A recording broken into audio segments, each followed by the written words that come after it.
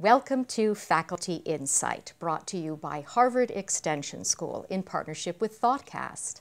I'm Jenny Attia, and I'm speaking with Jocelyne Cesari, the director of the Islam in the West program and an associate at the Center for Middle Eastern Studies and the Center for European Studies at Harvard. She also teaches at Harvard Divinity School and Harvard Extension School. Jocelyne, you specialize in the study of contemporary Islamic society. That's a pretty touchy subject at the moment. How does this touchiness impact on your work?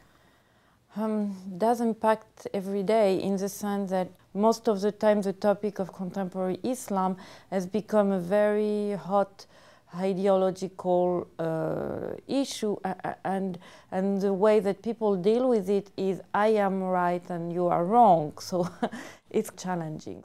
The point I'm trying to make here is how can we scholars bring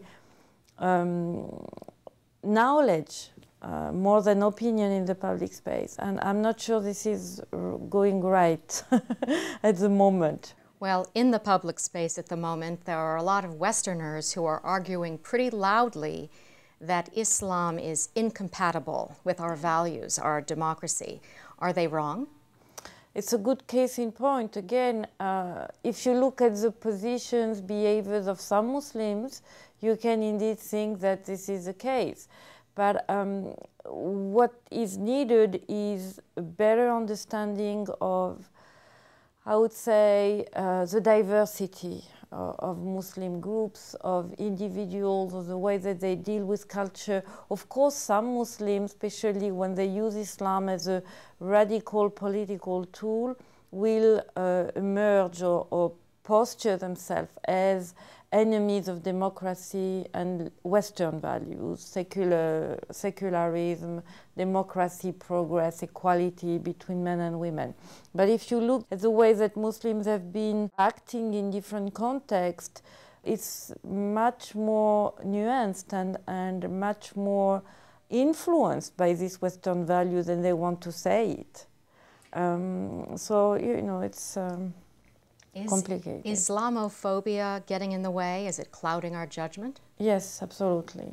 It's very recent, this rise in anti-Islamic discourse in the last year. We have seen the Ground Zero mosque controversy, the Burn the Quran Day, and more politicians becoming vocal against Islam in a way that we have not witnessed before, even after 9/11.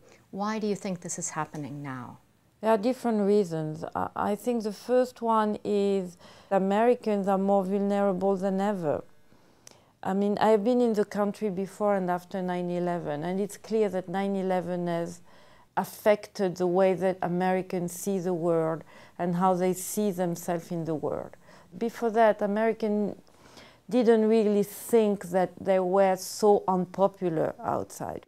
When I say we here, I put my European hat, we knew that. I mean, Europeans would not have been surprised at the same level if 9/11 had happened in Europe. You see what I mean? They would have been angry too, or they would have maybe reacted even more aggressively, but they would not have been surprised as I've seen Americans surprised after this attack. So perhaps we've finally lost our innocence?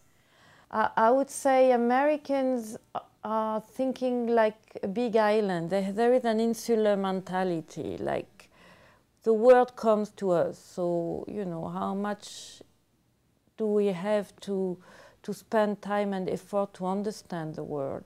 And I think this has changed. And there has been a greater awareness of what's going on outside. Doesn't mean that it makes Americans more comfortable, and that's the point. It has made them more and more uncomfortable.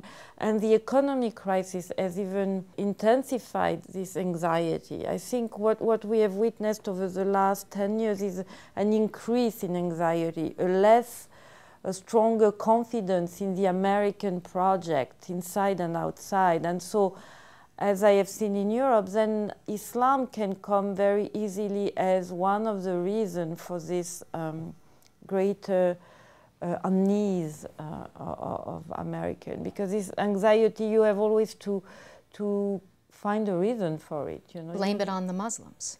Yeah, I think they're playing now. Islam is really the scapegoat of the Western.